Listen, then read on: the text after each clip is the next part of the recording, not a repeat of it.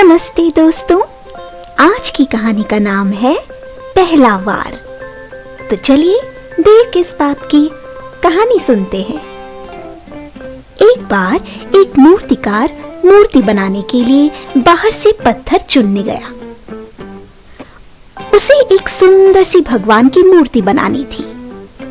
उस मूर्ति की स्थापना कुछ दिन बाद पास के मंदिर में होने वाली थी।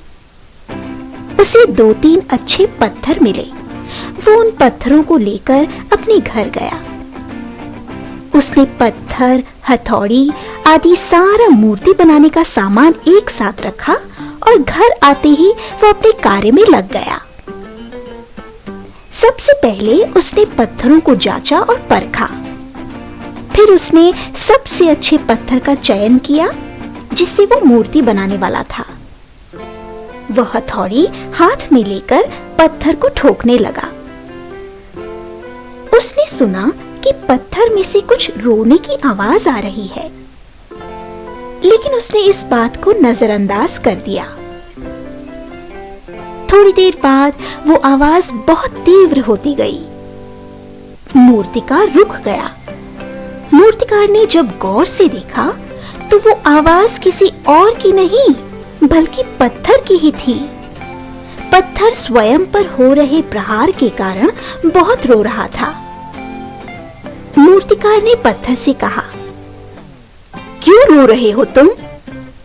पत्थर बोला, मुझे अपने ऊपर हो रहे प्रहार से बहुत डर लगता है और मुझे बहुत पीड़ा भी हो रही है।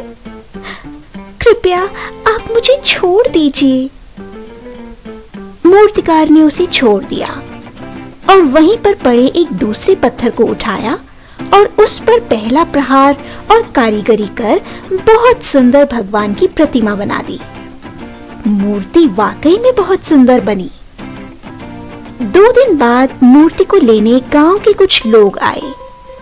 उन्होंने मूर्ति को उठाया और मंदिर ले जाने लगे।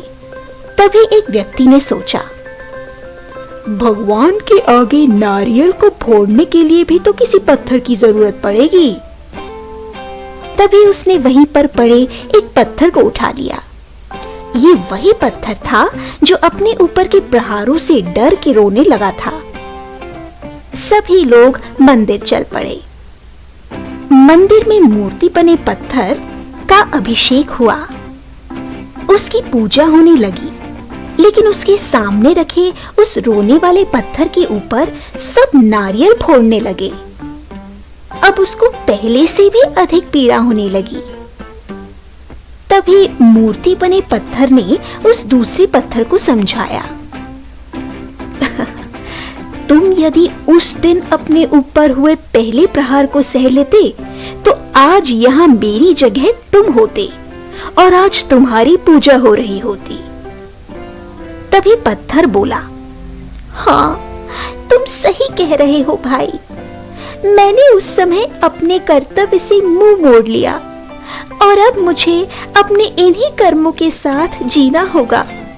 लेकिन मैं अब समझ गया हूँ। जी हाँ दोस्तों, जीवन में अवसर मिलने पर जो उनका सदुपयोग नहीं करते, वे हमेशा दूसरों से जिंदगी की दौड़ में पीछे रह जाते हैं। आशा है आपको आज की कहानी भी अच्छी लगी होगी। तो चलिए मिलते हैं एक और बार एक नई कहानी के साथ।